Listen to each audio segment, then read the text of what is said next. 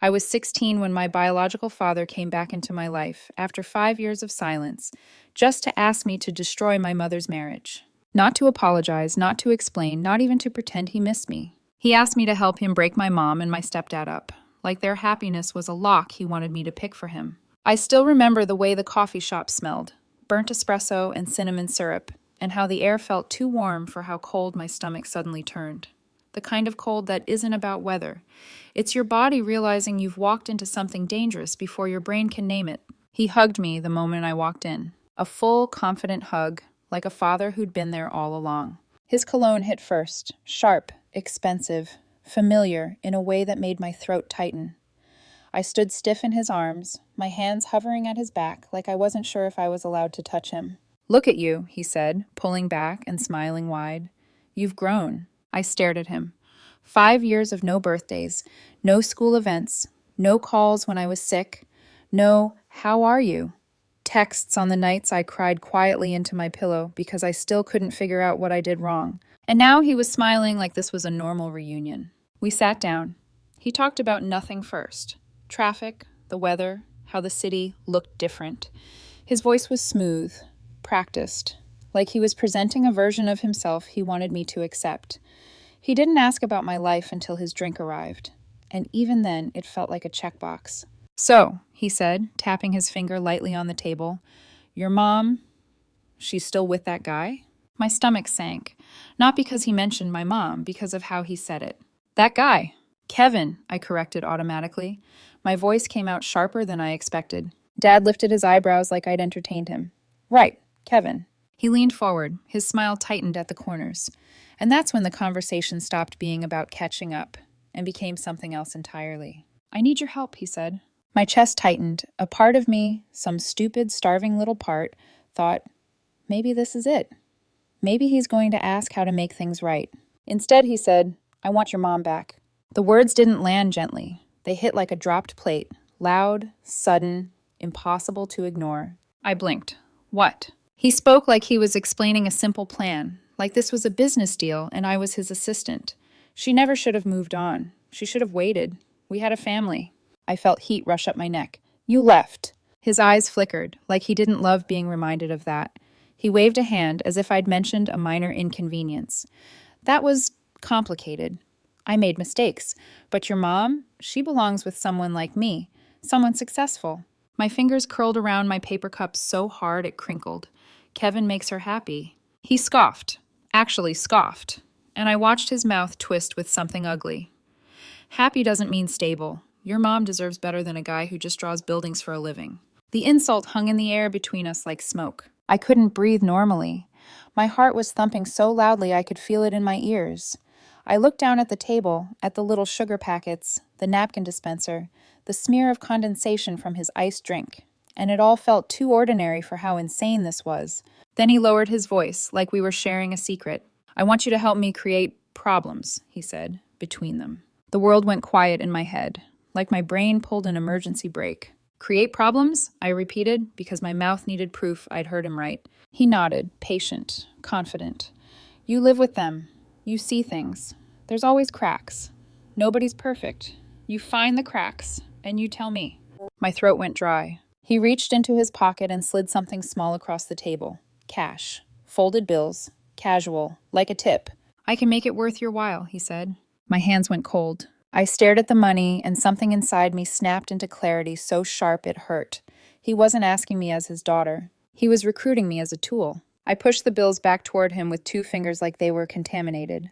"No." His smile didn't disappear. It just changed. Became thinner. Harder. "Don't be dramatic." "I'm not doing that," I said, louder this time. I felt my voice tremble, but I didn't stop. "You don't get to show up after 5 years and ask me to ruin my mom's life." His eyes narrowed slightly. The warmth was gone now. The mask slipped just enough for me to see what was underneath. Then he said the sentence that made my blood drain from my face. "You know she's still legally my wife, right?" he murmured, "because the divorce was never finalized." The coffee shop tilted. My lips parted, but no sound came out. My brain flashed through images. Mom and Kevin's wedding photos on the hallway wall. The way Kevin called her babe when he thought no one was listening. The fact that we were a family now. Legally a family. If what Dad said was true, what did that mean?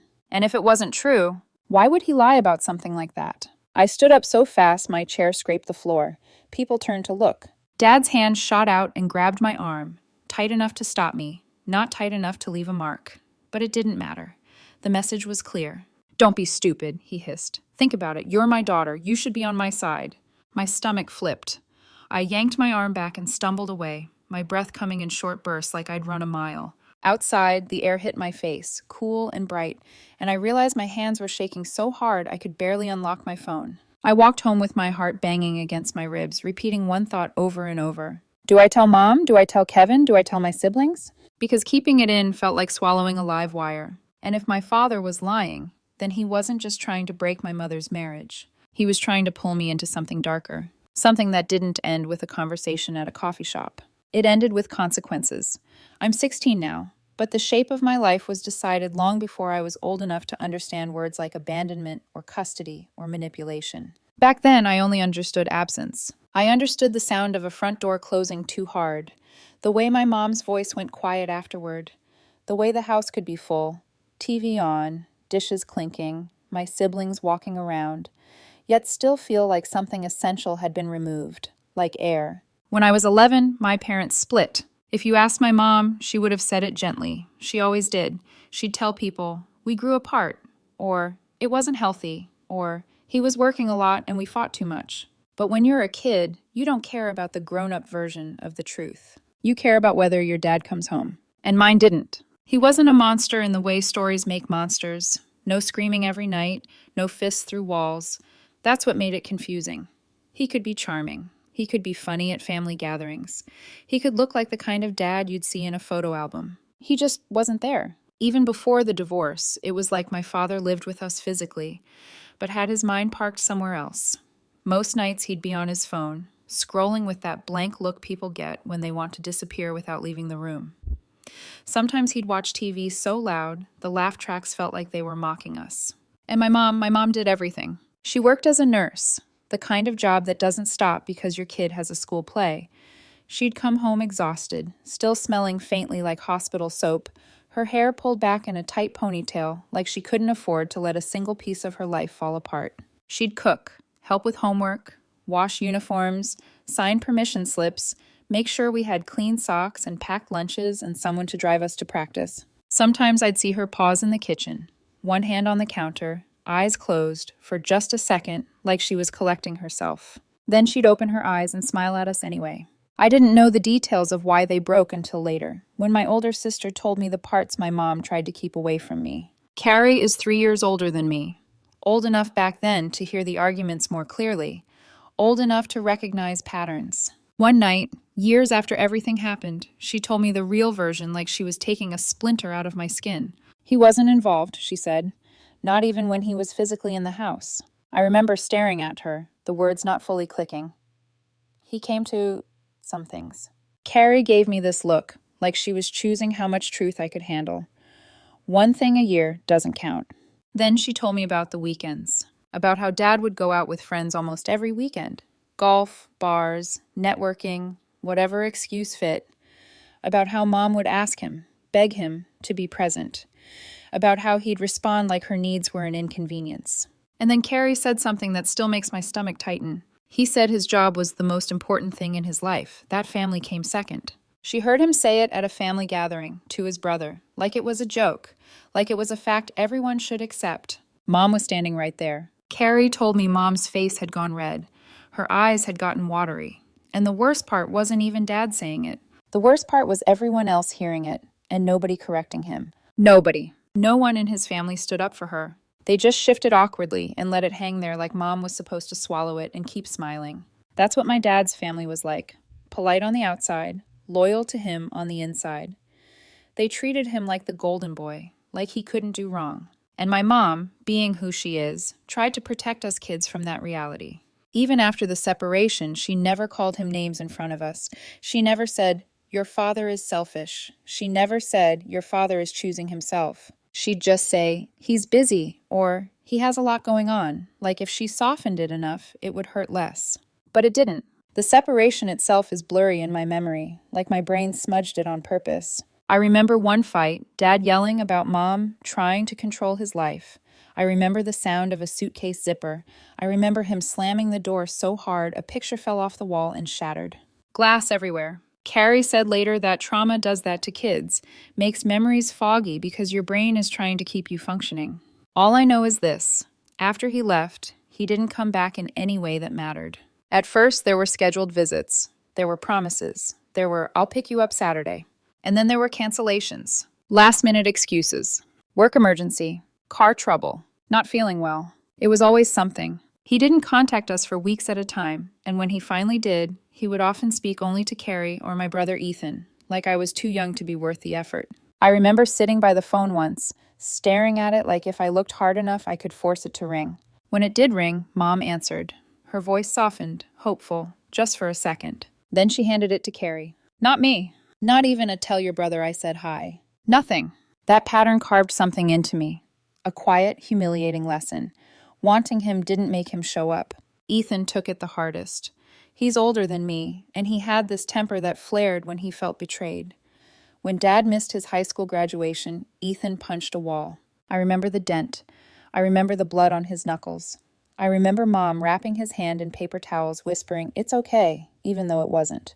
Carrie stopped expecting anything. I didn't. I kept trying longer than I should have. I'd call sometimes, hoping I'd catch him in the right mood. He'd talk like a stranger who vaguely remembered my name. Yeah, we'll do something soon. Soon never came. Eventually, Mom got full custody because Dad barely showed for visits. It wasn't dramatic, no big courtroom scene that I remember. It was just paperwork catching up to reality. Then, 2 years after the divorce, Mom met Kevin. I was 13 when she first brought him home. I remember because she cleaned the house like she was trying to erase every trace of our messy, exhausted life. She lit a candle. She wore lipstick, which she never did anymore. Kevin showed up with a box of donuts and this gentle, careful energy, like he knew he was stepping into someone else's world and didn't want to stop. He didn't try too hard with us. He didn't come in acting like a replacement dad. He just asked normal questions. What grade we were in, what sports we played, what games we liked. But the difference was, he listened. Actually listened. When I mentioned baseball, his eyes lit up. What position? Shortstop, I said. He nodded like that mattered. Like I mattered. That's not easy. You have to be quick. It was such a small moment, but my chest tightened anyway because my own father had never asked me that. Kevin is an architect. He draws buildings for a living, as my biological father later sneered. But that job, to me, always smelled like pencils and paper and steady effort. Kevin would sit in his home office with blueprints spread out, working late, and still come out when I needed help. He was present in a way my biological father never was. From the beginning, he treated me and my siblings like we were already his responsibility, not someone else's burden. He came to my baseball games and cheered loud enough that my teammates started recognizing him. He helped me with my science fair project when I was struggling, the kind of project my biological father would have brushed off as not important. He taught me how to change a tire, how to fix a leaky faucet, how to use tools without making me feel stupid for not knowing. Not once did he make me feel like I was asking too much. Kevin had 2 kids too, Sophie and James. Sophie is the same age as Ethan, and James is a year younger than me. Their mom, Kevin's ex-wife, had died from cancer years before. When Mom told me that, I didn't know what to say. I remember seeing Sophie for the first time and thinking she looked older than her age, like grief had aged her. My mom stepped into that gap with the same instinct she had with us. She didn't try to replace Sophie's mom. She just showed up for her. Sophie had prom coming up, and Mom took her dress shopping. She helped her pick something that made her look like herself. I saw Sophie smile that day, really smile, for the first time since she'd moved in with us. And slowly, in the chaos of 5 kids, something happened. We became a family. Not perfect, not quiet. Sometimes the kitchen felt like a war zone. Someone yelling about missing socks, someone else complaining about chores, the dog barking, Kevin trying to keep the peace with a calm voice. But it was warm. It was alive. And it was real. Kevin and Mom got married 3 years ago. By then, we called Kevin Dad sometimes, not because anyone forced it, but because at some point the word started feeling accurate. His kids started calling my mom Mom, too, and that was weird at first, but then it became normal, like the house itself decided what we were. Meanwhile, my biological father disappeared almost completely about 5 years ago. He moved to another state for a job promotion and stopped answering calls. His child support, already inconsistent, stopped entirely. Mom never said much about the money, but I saw the strain. The way she started clipping coupons again. The way Kevin quietly picked up more responsibility without making it a conversation. He never complained. Never once said, "This shouldn't be on me." He just handled it, like that's what grown-ups do when they love you. Last year, I found out my biological father had moved back to town. I didn't hear it from him. I saw him. At the grocery store. He was with a woman much younger than him, laughing in the cereal aisle like he didn't have children, who still carried his absence like a bruise. I froze. He looked right at me. Our eyes met. And for a split second, I swear, something like recognition flickered across his face. Then he turned and walked away, down another aisle, like I was nothing. I went home and locked myself in my room for hours. Mom knocked and asked what was wrong, and I couldn't tell her because I didn't want to bring his shadow back into our house. I thought that was the end of it. Then, 2 weeks ago, the unknown number texted me, and my biological father, after 5 years, finally decided to speak. Not because he missed me, but because he needed me. And that's how I ended up in that coffee shop, staring at him across a table, realizing the man who helped create me was asking me to become the kind of person Kevin raised me not to be. I didn't tell anyone that night. Not my mom, not Kevin, not Carrie, not Ethan. I went home, shut my bedroom door, and sat on the edge of my bed staring at my hands like they belonged to someone else. The house sounded normal. Too normal. Sophie laughing at something on her phone, James arguing with Ethan over the TV, Kevin moving around the kitchen, the familiar clink of plates, and the low hum of conversation floating down the hall. And there I was, holding something poisonous in my chest. My biological father's voice replayed over and over in my head. "She's still legally my wife. You should be on my side. Don't be stupid." I kept thinking, what if he's telling the truth? Not because I trusted him, but because the idea was terrifying enough that my brain refused to dismiss it completely. I lay awake that night, staring at the ceiling, tracing the tiny crack above my light fixture that I'd memorized years ago. My thoughts spiraled in tight, anxious loops. If there was no finalized divorce, if Mom and Kevin's marriage was somehow invalid, if everything we'd built was standing on a lie, my chest tightened until breathing felt like work. The next morning, I barely ate breakfast. Mom was rushing for a hospital shift, tying her hair back while sipping coffee. Kevin handed her her lunch container and kissed her cheek like he always did. The sight of them together, so easy, so natural, made my throat burn. How could something this real be fake? At school, I couldn't focus. Words on the whiteboard blurred together. My teacher called on me twice, and I answered wrong both times. My phone buzzed in my pocket once, and my heart jumped before I realized it wasn't him. I kept waiting for my dad to text me again. He didn't, and somehow that silence felt worse. The conflict didn't explode immediately. It crept in quietly, like mold spreading behind a wall. Every time Kevin laughed with Mom, I wondered if it was built on something false. Every time Mom talked about future plans, renovating the house, taking a vacation, I felt a strange ache, like I was watching something fragile through glass. At dinner that night, Kevin asked me how school was. "Fine," I said automatically. He tilted his head. "You sure?" I nodded too quickly. He didn't push. That was his way. He never forced conversations.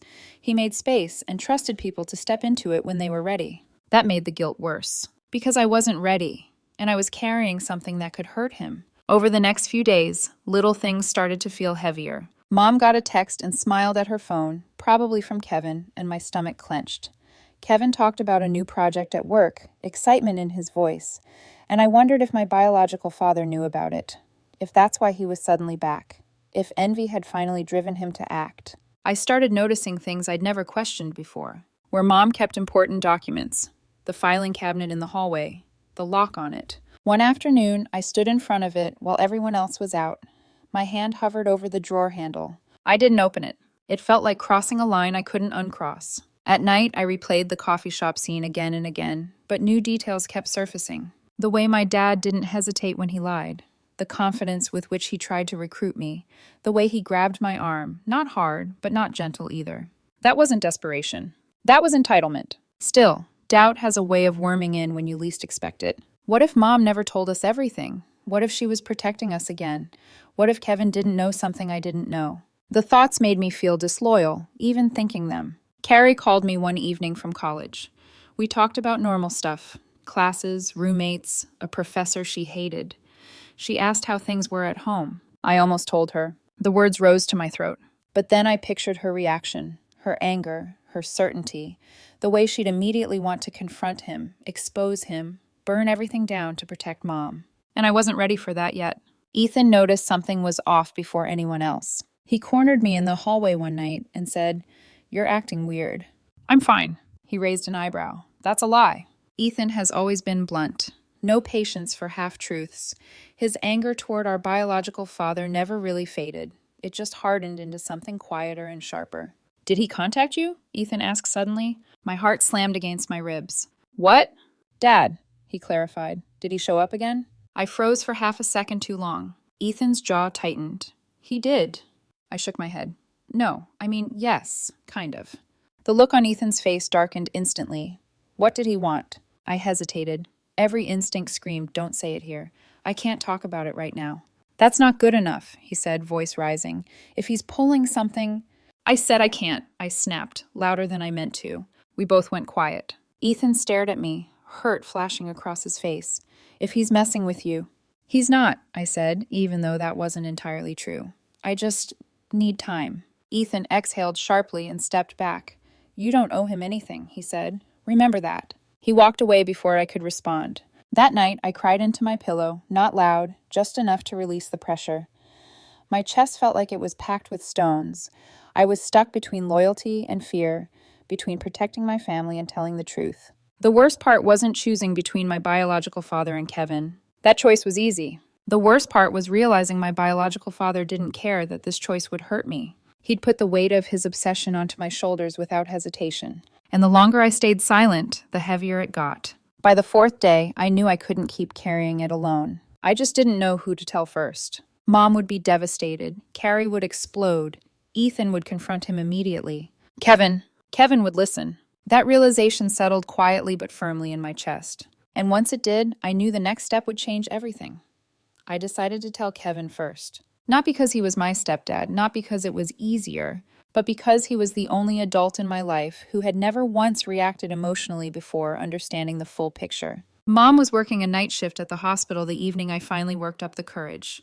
The house felt different without her, quieter, like the walls were holding their breath. Sophie was in her room on a video call. James had headphones on, gaming. Ethan was out with friends. Kevin was in his home office, blueprints spread across his desk, glasses perched low on his nose. He looked up when I knocked lightly on the doorframe. "Hey," he said, immediately closing his laptop. "What's up?" That was Kevin. No sigh, no annoyance, just attention. "Can we talk?" My voice sounded small, even to me. He nodded and gestured to the chair across from him. "Of course." I sat down, my knees bouncing uncontrollably.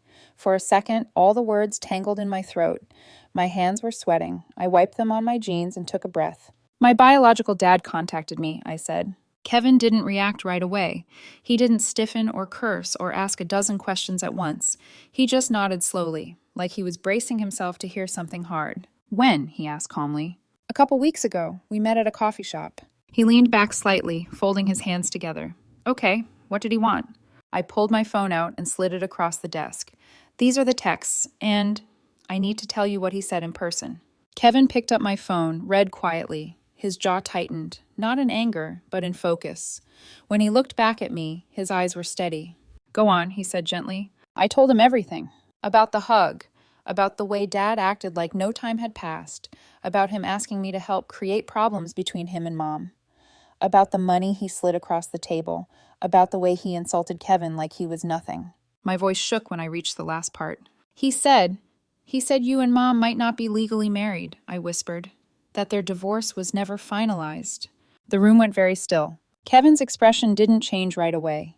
He didn't laugh. He didn't scoff. He just took a slow breath. Then he said evenly, "That's not true." I blinked. "You're sure?" "Yes," he said without hesitation. "I'm absolutely sure." Relief hit me so fast it almost made me dizzy. "How do you know?" "Because," Kevin said calmly, "your mom and I couldn't have gotten legally married if she was still married to someone else. The state doesn't miss that. Doesn't."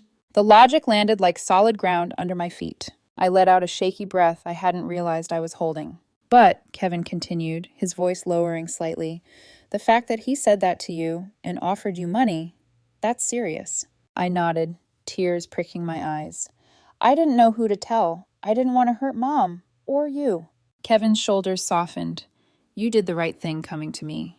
Then his expression changed. Not anger, not rage. Something colder, sharper. When I told him my biological father had grabbed my wrist when I tried to leave, I saw something flash across Kevin's face. Fast, controlled, unmistakable. Protectiveness. Did he hurt you? Kevin asked quietly. No, I said quickly. Not physically, just enough to stop me. Kevin closed his eyes for a brief moment, like he was filing that away carefully.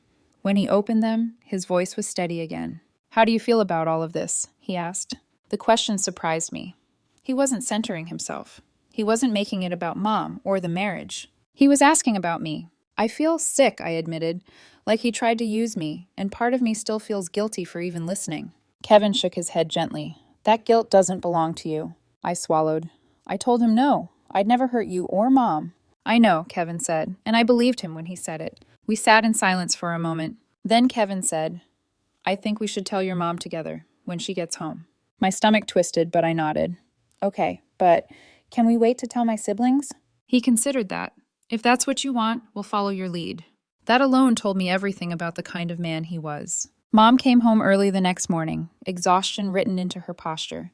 She set her bag down, rubbed her temples, and frowned when she saw Kevin and me sitting at the kitchen table together. What's going on? She asked immediately. Kevin stood and pulled out a chair for her. We need to talk. The moment I showed her the text, her face drained of color. As I explained what my biological father had said, slowly, carefully, I watched my mom shrink inward, like someone pressing on an old bruise. When I told her about the lie regarding the divorce, she froze. Then she stood up without a word and walked down the hallway. I heard a drawer open, papers rustle. She came back holding a thick folder. Without saying anything, she placed it on the table, opened it, and slid the documents toward us. Stamped, signed, dated. The divorce had been finalized 7 years ago, long before she ever met Kevin. I felt anger flare hot and bright in my chest. He lied, I said. Mom nodded slowly. He always does when the truth doesn't serve him. Then she did something that shocked me even more. She opened her phone. He's been contacting me too, she said quietly. She showed us dozens of messages, starting casual, friendly, then turning emotional, then manipulative. I've been ignoring him, she said. I didn't want to upset any of you. I thought if I didn't respond, he'd go away. Kevin's jaw tightened. He didn't go away, he escalated. Mom nodded. By involving our child. The room filled with something heavy and serious. Kevin suggested a restraining order. Mom hesitated. He's still her biological father. I surprised myself by speaking up. He stopped being my dad a long time ago, I said, my voice steadier than I felt. Protecting our family matters more. Mom reached for my hand and squeezed it tightly. We agreed to think it over for one night, but I couldn't sleep. Because something about the way my biological father spoke at that coffee shop kept replaying in my mind. The certainty, the entitlement, the way he talked about my mom like she was something that had been taken from him. And I knew, deep down, this wasn't over. So the next day, I made a decision. I texted him. We need to talk again. Kevin drove me to the same coffee shop, parked nearby, and waited in the car, just in case. I didn't know it yet, but that second meeting would strip away every last illusion I had left about who my biological father really was. And once that happened, there would be no going back. I walked into the coffee shop the second time already knowing this wasn't about reconciliation. My body knew it before my mind fully caught up. My shoulders were tight. My stomach felt hollow, like I'd skipped a meal even though I hadn't. Kevin's car was parked across the street where I could see it through the window, the front angled toward the door like a quiet promise. You're not alone. My biological father was already there. Same seat, same confident posture, same smug calm like he'd never crossed a line in his life. He smiled when he saw me. I knew you'd come around. That sentence alone told me everything. I sat down, but didn't take off my jacket. I didn't order a drink. I pulled the folded papers from my bag and placed them flat on the table between us. The divorce decree. His eyes dropped to the documents, and for the first time since I'd known him, I saw something close to panic flash across his face. It vanished quickly, too quickly, but not before I caught it. What's this? He asked, though his voice lacked conviction. You said the divorce was never finalized, I said. My voice was steady, but my hands were trembling under the table. These say otherwise. He stared at the papers for a moment, then leaned back and scoffed. That's not what I meant. I felt something inside me tighten. Then what did you mean? He shrugged like we were debating semantics. Paperwork doesn't change what was taken from me. That's when it hit me. This wasn't confusion. This wasn't regret. This wasn't a man trying to fix his past. This was entitlement dressed up as heartbreak. You lied to me, I said quietly. His jaw clenched. I simplified things. No, I corrected. You manipulated me. The word hung between us, heavy and undeniable. He leaned forward, lowering his voice. You're young. You don't understand how these things work. Something in my chest cracked open, not pain, but clarity. I understand enough, I said. Enough to know you tried to use me to hurt my mom. He laughed, actually laughed, and shook his head. You're exaggerating. I'm trying to get my family back. By asking your daughter to spy on her own home? I asked.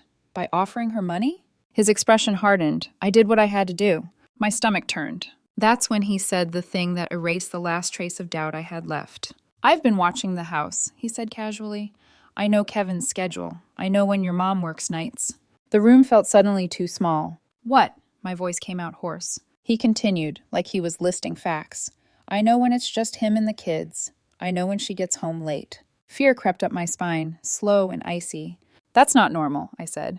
His eyes narrowed. She's still mine. The words landed like a slap. I stood up so fast my chair nearly tipped. Don't say that. He grabbed my wrist. Not hard enough to bruise. Hard enough to remind me he could. You're making a mistake, he hissed. You think Kevin's perfect? You think he doesn't have secrets? Check his phone, his computer. You'll see. I yanked my arm back, my heart pounding so loud I could barely hear anything else. I'm done, I said, my voice shaking but loud. I won't help you, ever. His face twisted with something ugly. For a split second, I thought he might hit me. Instead, he leaned back and smiled coldly. You'll regret choosing him. I didn't respond. I turned and walked out. The moment the door shut behind me, my legs nearly gave out. I texted Kevin with shaking fingers. I'm done. He's dangerous. Kevin was already out of the car before I reached it. He didn't ask questions. He just put his arm around my shoulders and guided me inside. I looked back once. My biological father was standing by the window, watching us leave, his expression flat and calculating. That was the moment I stopped feeling confused. The shock faded, the doubt dissolved. What remained was fear, clear, justified fear, and a fierce need to protect the family that had protected me. When we got home, I told Mom everything. This time she didn't hesitate. We're getting a restraining order, she said. And for the first time since my biological father reappeared, I felt something I hadn't felt in weeks. Relief. Because the truth was finally out, and I didn't have to carry it alone anymore. Once the decision was made, everything moved faster than I expected, and slower at the same time. Fear does that. It stretches minutes into hours, makes every sound feel important. The morning after my second meeting with my biological father, Mom called in sick to work for the first time in years. She sat at the kitchen table in her robe, coffee untouched, scrolling through her phone with a tight jaw. Kevin was on the phone with a lawyer friend, his voice low and controlled. I sat on the stairs, listening. Every word felt like it weighed 1,000 pounds. Stalking behavior, Kevin said quietly into the phone. Yes, he admitted to watching the house. Yes, there was physical contact. My chest tightened at the word physical, even though Kevin was careful not to dramatize it. He wasn't angry, not outwardly, but I could feel it in the way he stood straighter, the way his voice sharpened when he said my father's name. When he hung up, he came over and knelt in front of me so we were eye level. We're going to the courthouse today, he said, just to start the process. You don't have to say anything you're not ready to. Mom reached over and took my hand. Her fingers were cold. I should have acted sooner, she said softly. I thought ignoring him would protect you. I shook my head. You didn't know he'd come after me. But the truth was, all of us felt the same thing, that this wasn't just bad timing. It was escalation. By the afternoon, we were sitting in a bland courthouse waiting room that smelled like old paper and disinfectant. Mom held a folder so thick it looked like it might burst. Kevin filled out forms carefully, his handwriting neat and deliberate. I watched people come and go, some crying, some angry, some exhausted, and realized how many families ended up here because someone couldn't let go. When Mom was called up, she stood taller than I'd seen her in days. She told the clerk everything. The messages, the lies, the watching, the grabbing of my wrist. I spoke too. My voice shook, but I didn't stop. By the end of it, the clerk nodded grimly and said, "We'll issue a temporary restraining order effective immediately." The words felt unreal. A piece of paper couldn't undo what had already happened, but it could draw a line. When we got home, Mom and Kevin gathered everyone in the living room. Ethan's face darkened the moment Mom said my biological father's name. Carrie joined on video call from her dorm, her expression hardening with every sentence. Sophie and James sat stiffly, eyes wide. Mom explained everything, carefully, truthfully, without drama. When she finished, the room was silent. Then Ethan stood up. "I'm going to find him," he said flatly. Kevin stood too, placing a hand on Ethan's shoulder. "No, that's exactly what he wants." Ethan's fists clenched. He put his hands on her. "I know," Kevin said, steady, "but protecting her means doing this the right way." Sophie spoke up quietly. "What if he comes here?" Mom held her close. "He can't, not legally." That night, none of us slept well. Every car that passed made my heart jump. Every noise outside felt amplified. Kevin checked the locks twice before bed. Mom left the hallway light on. And still, despite the fear, I felt something shifting inside me. I wasn't powerless anymore. 2 days later, my biological father violated the restraining order. He drove past the house. We caught it on a neighbor's camera. Kevin called the police immediately. The officer who showed up was calm, professional, and firm. "This strengthens your case," he said. "He's testing boundaries." Testing. That word stuck with me. A week after that, he showed up at my baseball game. I was at bat when I noticed him in the stands. My hands went numb. I struck out. As soon as I got back to the dugout, I texted Kevin. He didn't hesitate. He notified security. My biological father started yelling when they approached him, shouting that he had a right to see his child, that Kevin had stolen his family. The entire field went quiet. I felt everyone's eyes on me. They escorted him out while he kept yelling. That night, he was arrested for violating the restraining order. I expected to feel guilty. I didn't. I felt shaken, angry, sad, but mostly validated. A week later, Kevin's car tires were slashed in our driveway. We couldn't prove it was him, but we all knew. Security cameras went up around the house, and that's when the truth finally came into full focus. This wasn't about love. This wasn't about regret. This was about control, and my biological father was losing it. The night after Kevin's tires were slashed, I hit my lowest point. Not in a dramatic crying on the floor way. In the quiet way that scares you more, when your body goes numb because it's tired of being afraid. The police had already left. The cameras were installed. Kevin reassured everyone it was handled. Mom tried to keep things normal, made dinner, asked about homework, reminded James to shower, but the house didn't feel like a home anymore. It felt like a place under surveillance. I lay in bed staring at the glow-in-the-dark stars still stuck to my ceiling from when I was a kid. I'd never bothered to take them down. They felt like something innocent I'd outgrown without noticing. My phone buzzed once. Not a message. Just a notification from a group chat at school. I flinched anyway. That's when I realized how deep the fear had gone. My body was reacting before my mind could catch up. Every sound felt like a threat. Every shadow looked heavier than it should. I kept thinking about the coffee shop, about the way my biological father said, "She's still mine."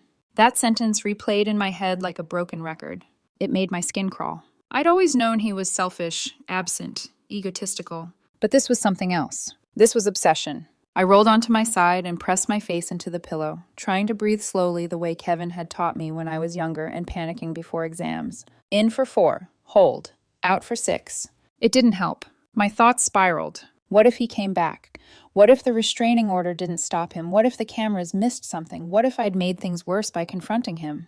That last thought was the most dangerous, because for a brief, awful moment, I wondered if I should have stayed quiet. If keeping the peace, no matter how rotten, would have been safer. The guilt crept in fast and sharp. If I hadn't answered his text, if I hadn't agreed to meet him, if I hadn't pushed back. Then I remembered something Kevin said once when I was younger, after a kid at school tried to blame me for something I didn't do. "You don't control other people's choices," he'd said. "You only control whether you protect yourself." I sat up abruptly, my heart pounding. Protecting myself didn't mean staying silent. It meant refusing to be complicit. Still that night, I felt broken. Not because I doubted my family, but because the idea that my biological father, the person who was supposed to protect me, was the one we needed protection from finally settled into my bones. The next day, Mom stayed home again. She barely ate. Her eyes looked tired in a way that had nothing to do with night shifts. She kept apologizing to Kevin, to us kids, to me most of all. "I should have shut him down years ago," she said quietly while folding laundry. I shook my head. "This isn't your fault." But I knew what she was really grieving. Not him, the illusion of who she once thought he was. Ethan took it differently. He got quieter, more watchful. He walked me to the bus stop even though I told him I was fine. He checked the locks at night like Kevin did. Carrie called every day from college, her voice sharp with anger she didn't know where to put. If he comes near you again, he won't, Mom said firmly, cutting her off. We're handling it. But handling it didn't mean healing. Not yet.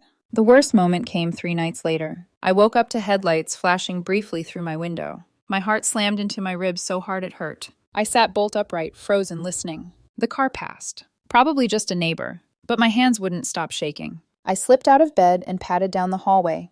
Kevin was already awake, sitting at the kitchen table with his phone in his hand, reviewing the security footage like it was a ritual. He looked up when he saw me. "You okay?" he asked softly. I hesitated. Then I shook my head. He stood immediately and pulled out a chair. "Sit." I did. For a moment, I couldn't speak.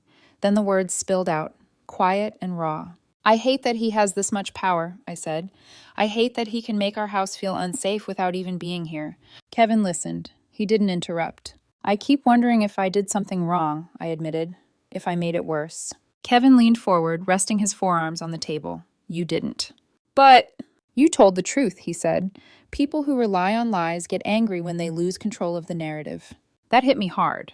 Control. That was the word. My biological father wasn't spiraling because he loved us. He was spiraling because he'd lost control. Kevin reached across the table, not to grab my hand, but to rest his palm near it, giving me the choice.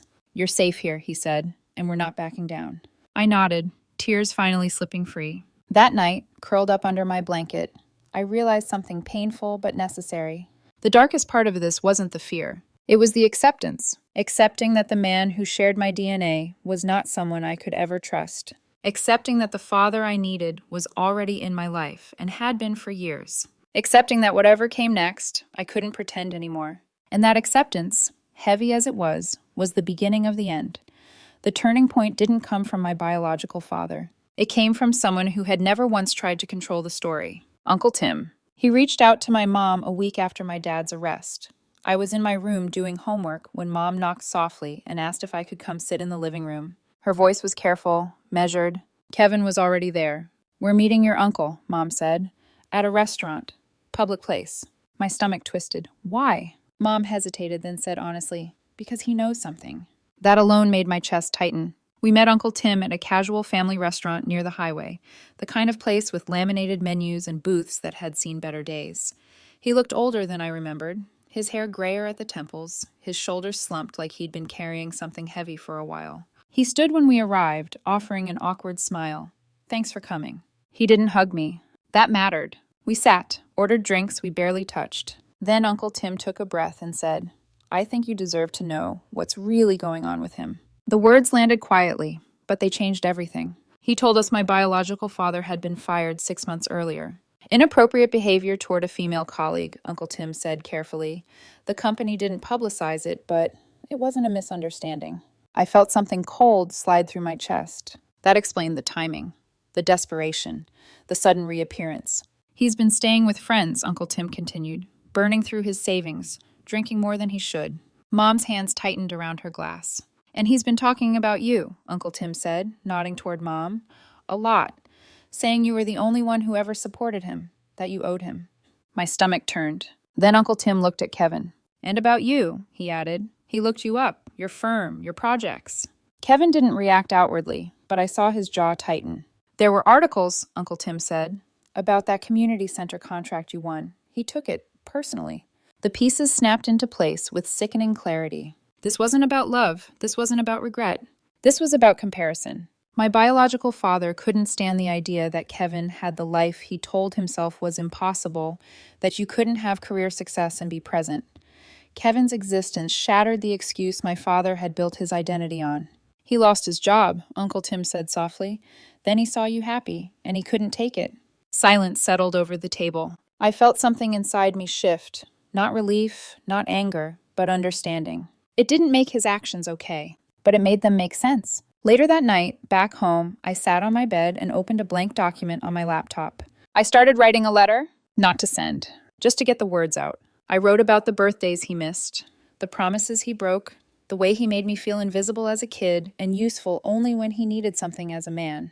I wrote about the coffee shop, the lies, the fear, and then, surprisingly, I wrote about Kevin. about what it felt like to have someone show up consistently, about learning what a father actually looked like by watching him, not being told. When I finished, my hands were shaking, but my chest felt lighter. I didn't need closure from my biological father. I needed closure from the version of myself that kept hoping he'd become someone else. The next morning, Mom told us the charges were moving forward. Stalking. Multiple restraining order violations. There would be consequences. And for the first time, I didn't feel guilty about that. I felt steady, like the ground beneath me wasn't shifting anymore, because the truth was finally complete. And once you see someone clearly, they lose the power to confuse you. The fallout didn't arrive all at once. It came in pieces, quiet, procedural, unavoidable. My biological father didn't get a dramatic courtroom speech or a moment where he finally understood what he'd done. There was no apology scene, no sudden self-awareness, no redemption arc. What he got was something far more final: consequences. The temporary restraining order became permanent after multiple violations. The judge didn't raise his voice. He didn't need to. He simply read the list, dates, times, documented incidents, and looked at my biological father like he was tired of excuses. 300 feet. From our house, from Mom's workplace, from Kevin's office, from our schools, from me. No contact, no accidental run-ins, no excuses. My biological father didn't look at me during the hearing. Not once. I sat between Mom and Kevin, my hands folded in my lap, heart steady in a way I hadn't expected. I thought I'd feel grief, or guilt, or rage. Instead, I felt something like closure. Not the kind you get from an apology, the kind you get when someone finally can't hurt you anymore. A week later, something unexpected happened. He disappeared. He didn't show up for a scheduled meeting with his lawyer. His apartment was empty. His car was gone. Most of his belongings had been taken. The police issued a warrant, but there was nothing to go on. Then, a month later, Uncle Tim received a postcard, postmarked from Arizona. Starting fresh. Tell the kids I'm sorry for everything. That was it. No explanation, no address, no promise to change. Just an exit. The lawyer explained that extraditing him over restraining order violations across state lines would be expensive and complicated. If he stayed away, pursuing him might only drag him back into our lives. After long conversations, real ones, where everyone was allowed to speak, we decided to let him go. The restraining order stayed active. If he ever came back, it would still apply. But for now, the threat was gone. And with it, the constant tension slowly began to lift. We took the security cameras down a month later, except for the doorbell camera. Kevin said it was practical, not fear-based. Mom started sleeping through the night again. I stopped flinching at passing headlights. Ethan unclenched, just a little. Carrie stopped calling every morning in a panic and went back to being a college student with deadlines and dreams. Sophie laughed more. James stopped checking the windows before bed. Life didn't snap back to normal. It eased back. The fallout for my biological father wasn't dramatic. It was lonely. He lost access to us. He lost the narrative. He lost the role of victim he'd been trying to perform. And the world moved on without him. Kevin's business continued to grow. He won another contract, less public than the last one, but meaningful. Mom was promoted to head nurse on her floor. They celebrated their anniversary with a weekend trip to the coast, just the two of them, and came back lighter than they'd left. One evening, Kevin asked if I wanted help learning to drive. It was something I'd always imagined doing with my biological father, something I'd quietly mourned. I nodded. We practiced in empty parking lots. Kevin was patient, never raising his voice when I stalled or hit the curb. He didn't make it symbolic. He didn't say, "See, I'm your real dad." He just showed up, and that mattered more. I realized something then. The fallout didn't punish my biological father. It freed us. He became a ghost in another state, starting over with nothing but regret and distance. And maybe that was punishment enough. As for me, I stopped wondering what I could have done differently. I stopped carrying responsibility that was never mine. And I started believing, really believing, that family isn't about who claims you. It's about who protects you when it counts. Half a year has passed since my biological father vanished. Long enough for the fear to fade, long enough for the adrenaline to drain, long enough for life to settle into something recognizable again. Nothing dramatic happened after that. No surprise return, no final confrontation, no emotional voicemail. And that's the part people always seem disappointed by when they hear the story. They expect fireworks at the end, a showdown, a moment where everyone gets exactly what they deserve. But real life doesn't work like that. What happened instead was quieter and far more permanent. Our house stopped feeling like a place under threat. The doorbell camera stayed, but more out of habit than fear. Mom stopped double-checking the locks at night. Kevin stopped reviewing footage every evening. I stopped jumping at unfamiliar sounds. Normal returned slowly, like a muscle learning how to relax again. Mom and Kevin celebrated their 4th wedding anniversary with a weekend trip to the coast. When they came back, Mom looked lighter, like someone who finally trusted that happiness wasn't about to be ripped away. Kevin teased her about sunburn. They cooked dinner together that night, music playing softly in the background. The kind of scene that used to make me anxious when all this started. Now it just felt right. Kevin's business kept growing. Mom was promoted to head nurse on her floor. Carrie landed a summer internship. Ethan started community college and picked up a part-time job at a garage. Sophie got into her dream school. James and I kept moving through high school together, worrying about normal things. Tests, games, friends. One afternoon, I found an old photo album in the attic. There were pictures of me as a baby in my biological father's arms. He was smiling in those photos, really smiling. For a moment, it confused me. I showed it to Mom. She sat beside me and said something I didn't expect. "He was excited when you were born," she said softly. "For a little while, he tried." That didn't excuse what came later, but it helped me understand something important. People are complicated. Someone can love you once and still hurt you deeply later. Someone can be part of your beginning and not belong in your future. I kept one photo, not out of longing, out of acceptance. As for my biological father, I don't know where he is now. Arizona was just a postmark. He might be starting over. He might be repeating the same pattern somewhere else. He might finally be facing himself. That part isn't mine to carry anymore. What I do know is this: family isn't about DNA. It's about consistency. It's about who shows up when it's inconvenient. It's about who protects you without asking for anything in return. Kevin never once tried to replace my biological father. He never asked me to choose. He just acted like a dad.